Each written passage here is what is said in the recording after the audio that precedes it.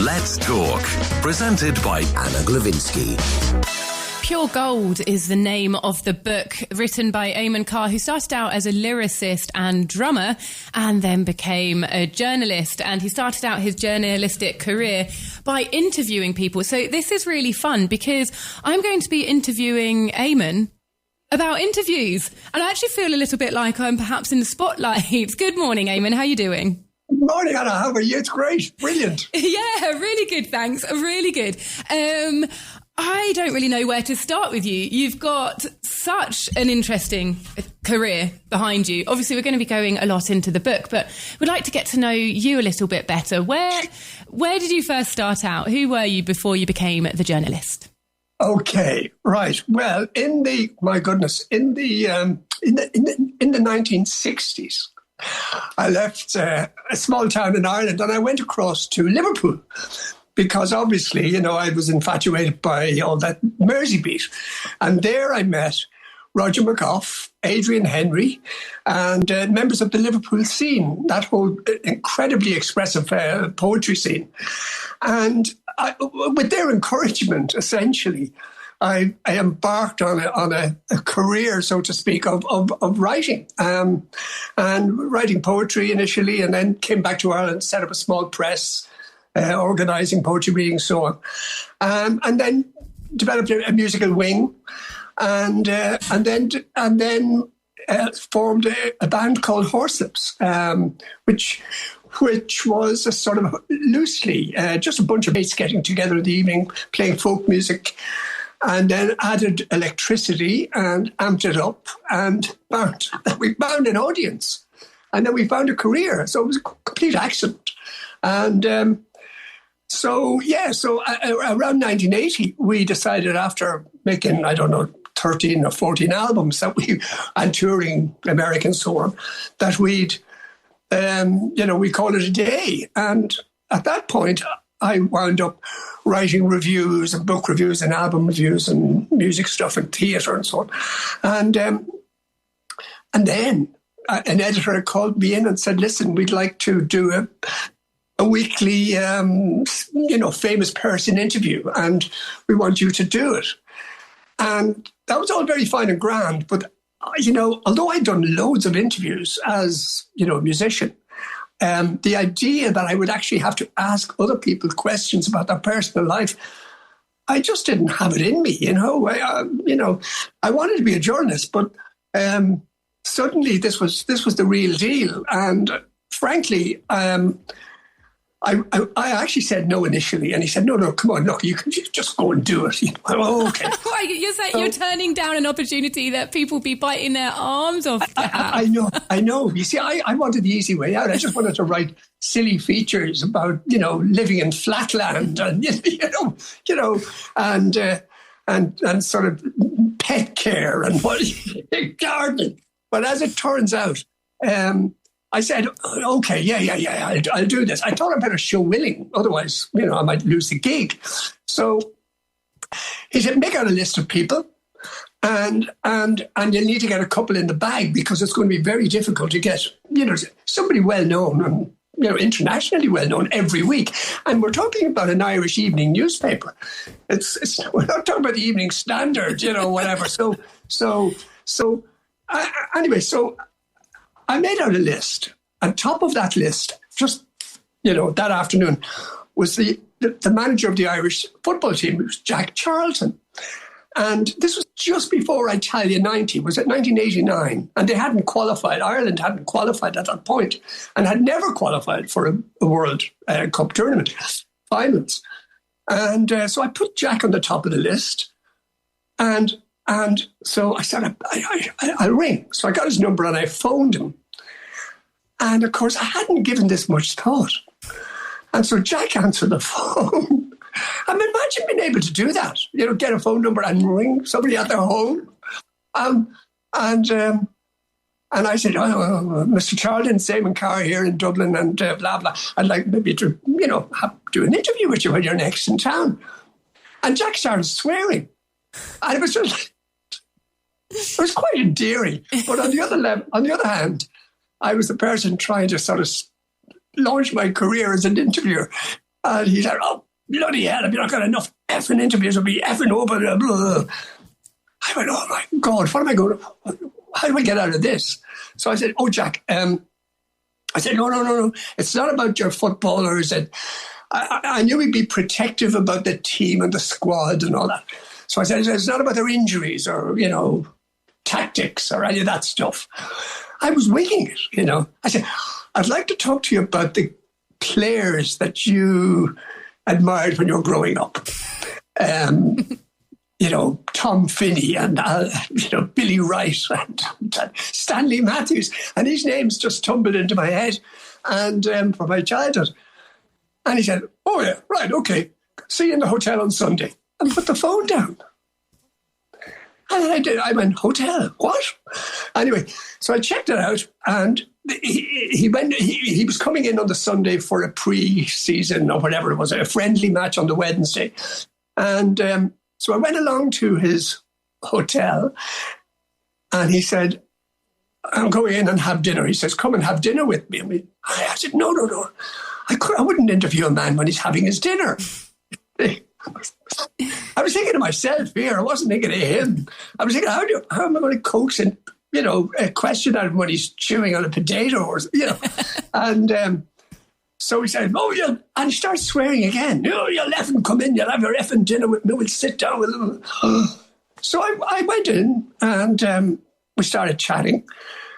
And we started talking about, he mentioned one of his players, and I mentioned something about the player.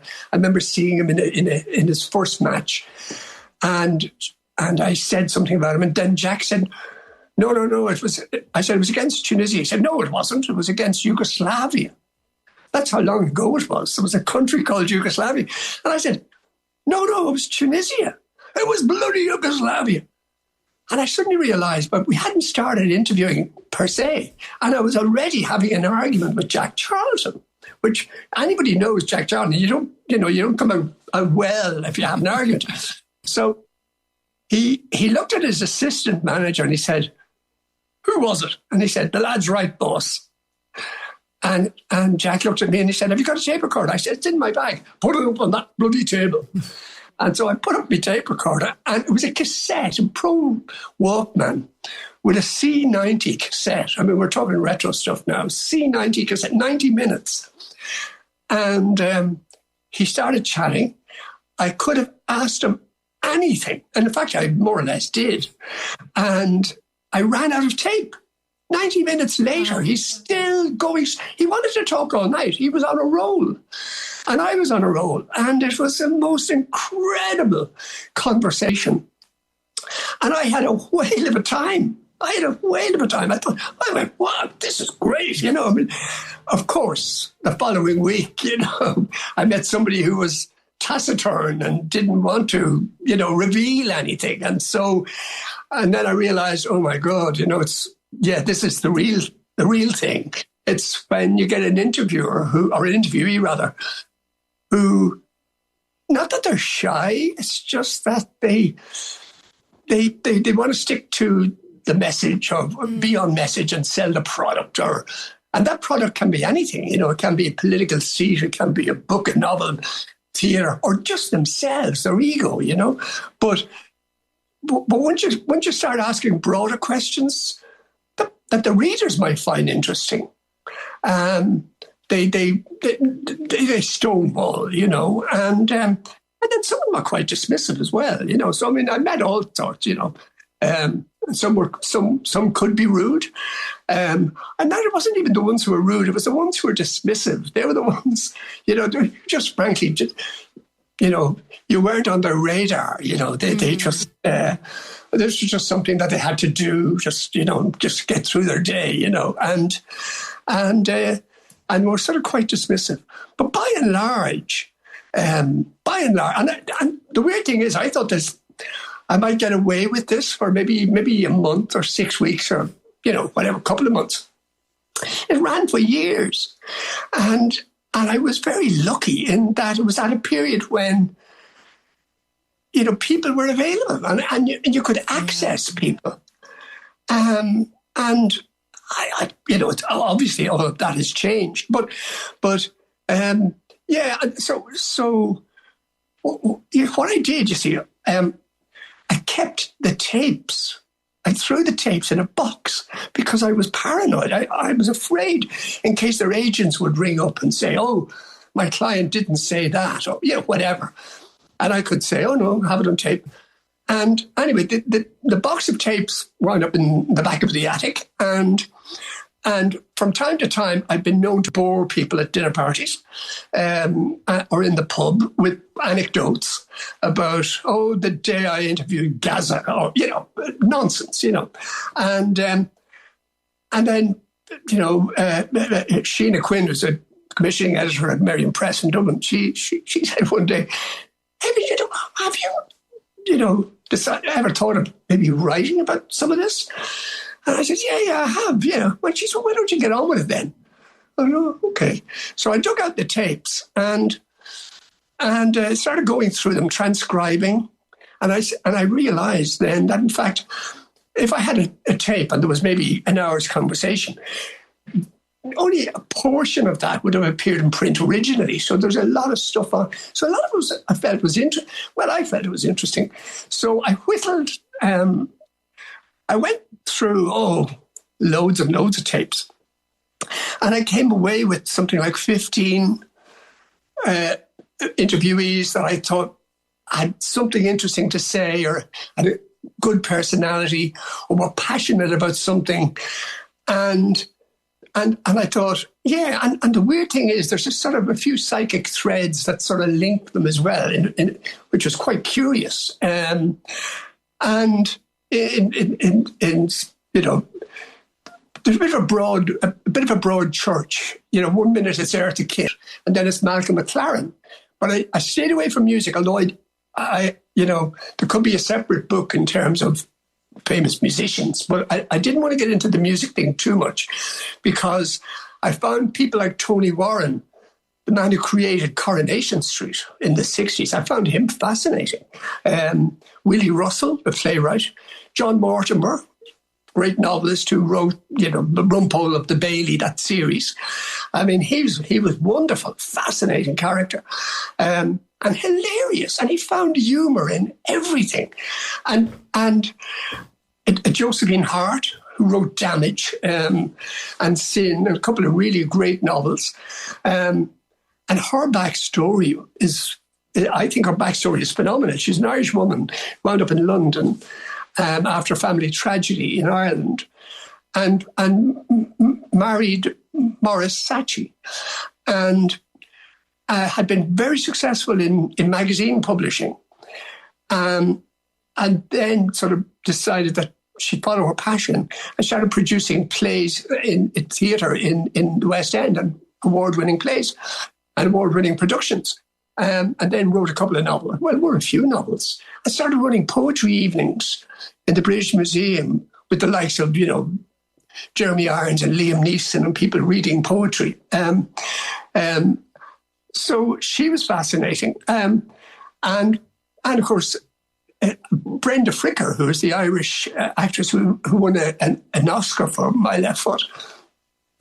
And a curious thing there, I mean, she wins the Oscar, first Irish person to win an Oscar since the 40s, I think it was, and first Irish woman certainly to win an Oscar. And she hadn't been expecting it. And she, in My Left Foot, she was opposite Daniel Day-Lewis, and in the film. And so anyway, she made a great speech from the heart when she won her award.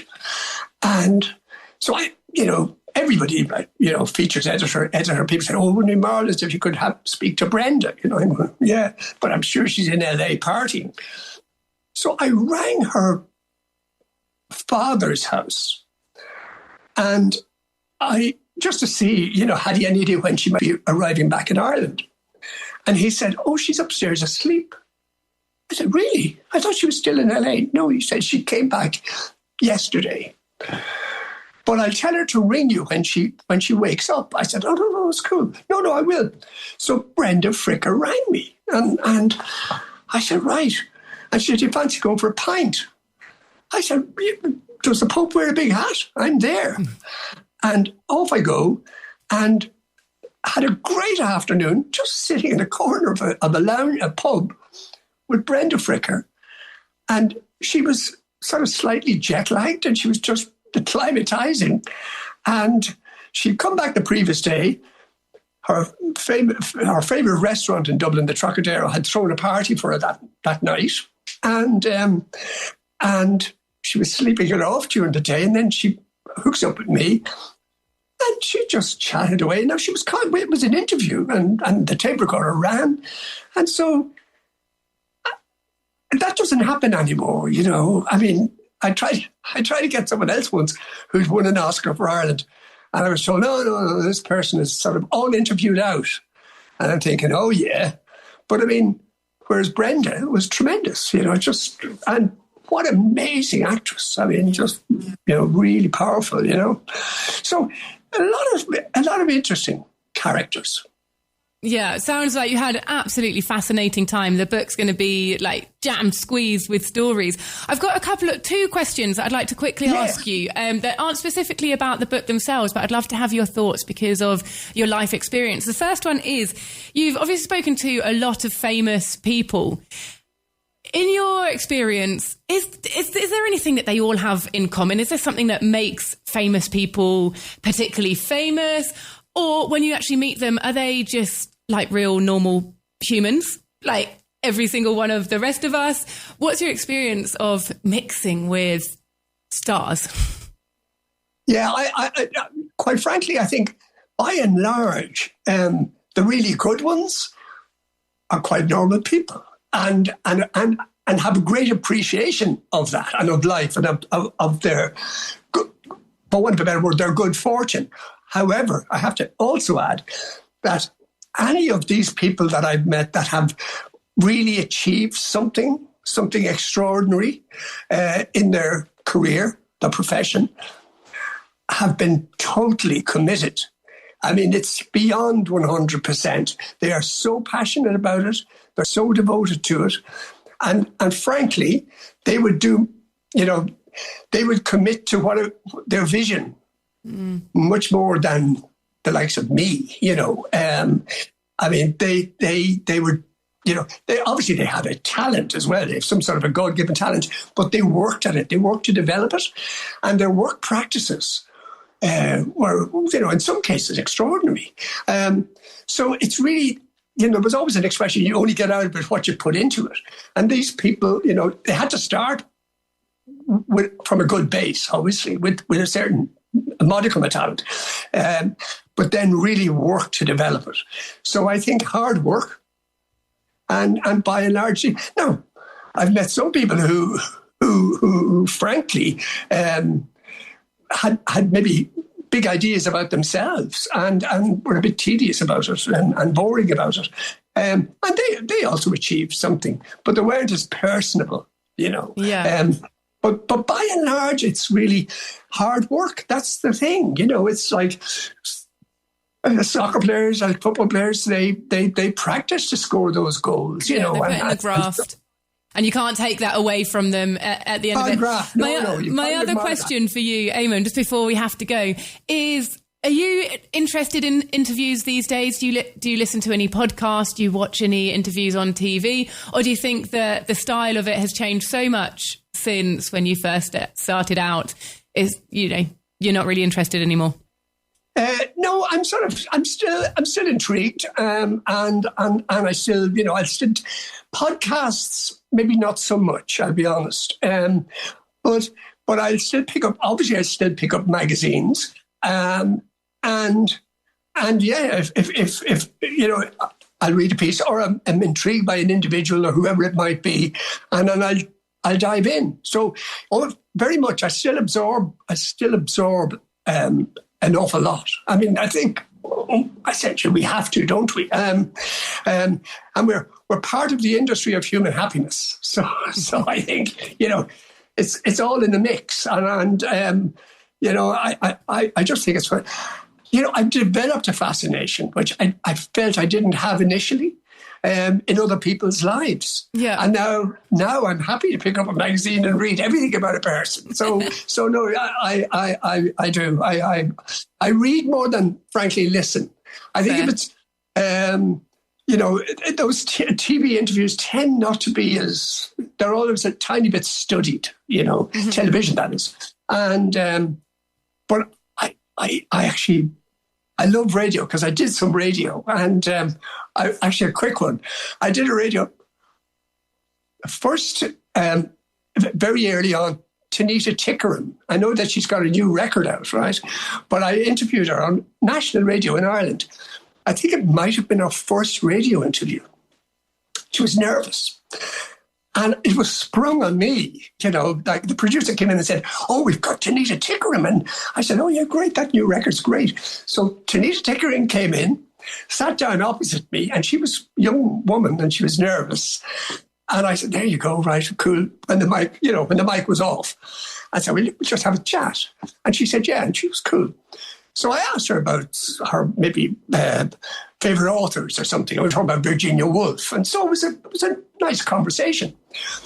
But her agent stood behind her in the room. So I'm looking at her, but I can't ignore the fact that her agent is right behind her head. She didn't fully appreciate this. She didn't realise it. And if I asked a question or went down a line of inquiry that he didn't like, he started waving. He was waving me off, and it was really distracting. Oh, and gosh. Of course, you know what that's like. Imagine somebody trying to tell you how to do your job. And so, as it happened, I remember asking her, was she an army brat? And the guy nearly had a seizure. He was freaking out.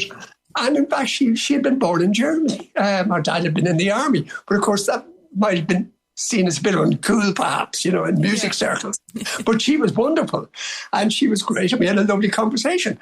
But the agent was standing behind her and he was waving. Oh, God, that sounds horrendous. Anyway.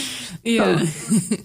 But fantastic. Anyway, we've been speaking to Éamonn Carr. His book is called Pure Gold, and it wraps up a load of interviews and extra information about people that he's interviewed in the past. Such a personable person. I can see why. I reckon he's really able to get down and deep with the people that he's spoken to. I think more because of personality than the timing that when you did it, but I'm sure that did play a little part in it as well. Éamonn, thank you so much for joining us this morning. Anna, thank you. Take care. Thank you. Goodbye. So the book is called Pure Gold. You can find it on Amazon or on the Talk Radio Europe bookshop.